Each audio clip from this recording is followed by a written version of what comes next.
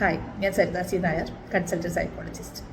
ചില ആളുകളുടെ ചില നേരത്തെ പ്രവൃത്തികൾ നമ്മൾ അതിശയിച്ച് പോകാറുണ്ട്.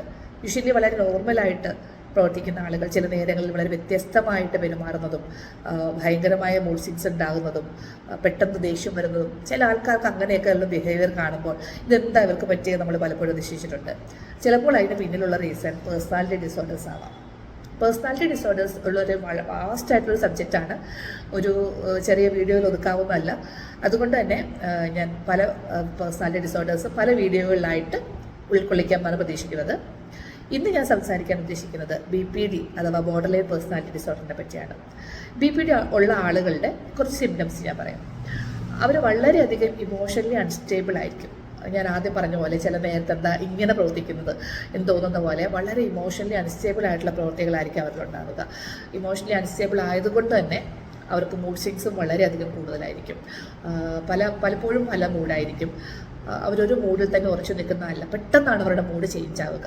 പെട്ടെന്നുള്ള മൂഡുകൾ ചേഞ്ച് ആയിക്കൊണ്ടിരിക്കും. പെട്ടെന്ന് ദേഷ്യം ഉണ്ടാക്കാം.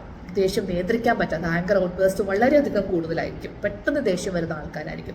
ആ ദേഷ്യം തന്നെ നിയന്ത്രിക്കാൻ പറ്റാത്ത പോലെ കുറച്ച് നേരം കഴിയുമ്പം ഇങ്ങനൊരു സംഭവമേ ഉണ്ടായിട്ടില്ല എന്നുള്ള പോലെ അത് പ്രവർത്തിക്കുകയും ചെയ്യും. അപ്പോൾ നമ്മൾ ഇയാളാണോ കുറച്ച് മുമ്പ് ഇത്ര മാത്രം പൊട്ടിത്തെറിച്ചത്. ഇങ്ങനെയുള്ള ആങ്കർ ഔട്ട്ബേഴ്സ്റ്റും മൂഡ് സ്വിങ്സും അവർക്ക് കൂടുതലായിരിക്കും. ഇമോഷണലി അൺസ്റ്റേബിൾ ആയിരിക്കും. അതേപോലെ തന്നെ ഇവർ വളരെയധികം ഇമ്പൾസീവ് ആയിരിക്കും. പെട്ടെന്ന് തീരുമാനം എടുക്കുന്ന ആൾക്കാരായിരിക്കും. ഒരൊറ്റ തോന്നലിൻ്റെ പുറത്ത് ചിലപ്പോൾ പെട്ടെന്ന് കേസ് പറഞ്ഞു തിരിക്കും. കുറച്ച് കഴിയുമ്പോൾ ആലോചിക്കും, അയ്യോ ഞാൻ പറയണ്ടായിരുന്നു. അതുപോലെ തന്നെ പെട്ടെന്ന് ബ്രേക്കപ്പ് ആവും റിലേഷൻഷിപ്പിൽ നിന്നൊക്കെ. ഭയങ്കരമായിട്ടുള്ള ഇമ്പൾസീവ് ഡിസിഷൻസ് ഒക്കെ എടുക്കും. ഒരു തോന്നലിൻ്റെ പുറത്ത് ചിലപ്പോൾ ആരുടെയെങ്കിലൊക്കെ ദേഷ്യം വന്ന് വേഗം വണ്ടി എടുത്ത് ഡ്രൈവ് ചെയ്തൊക്കെ പോയെന്നൊക്കെ ഇരിക്കും. ഇങ്ങനെ വളരെ ഇമ്പൾസീവ് ആയിട്ടുള്ള സഡൻ ആക്ഷൻ ആയിരിക്കും അവർക്കുണ്ടാവുക. കുറച്ച് കഴിയുമ്പോഴായിരിക്കും അവർ ചിന്തിക്കാതെ പ്രവർത്തിക്കുന്നവരായിരിക്കും.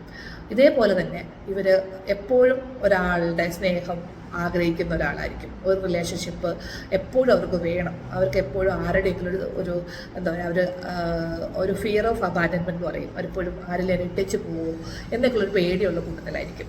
അതുകൊണ്ട് തന്നെ അവർ ചിലപ്പോൾ ഒന്നിലധികം റിലേഷൻഷിപ്പ് കീപ്പ് ചെയ്തെന്നിരിക്കും, ഈ ഒരു പേടിയുള്ളത് കൊണ്ട് തന്നെ. അതേപോലെ ഇവർക്ക് എപ്പോഴും ഒരു സെൻറ്റർ ഓഫ് അട്രാക്ഷൻ ആവണം എന്നുള്ളൊരു തോന്നലുള്ള ആൾക്കാരായിരിക്കും. ഒരു ഫംഗ്ഷനോ കാര്യത്തിലൊക്കെ പോയാൽ എല്ലാവരും എന്നെ തന്നെ വേണം ശ്രദ്ധിക്കാൻ. അതിനുവേണ്ടി അവർ ഏത് പരിധിവരെയും പോകാൻ ചാൻസ് ഉണ്ട്. ഇതൊക്കെയാണ് യൂഷ്വലി BPD ഉള്ള ആളുകളിൽ കാണുന്ന സിംറ്റംസ്. ഇത് ഒരു ഡിസോർഡറാണ്.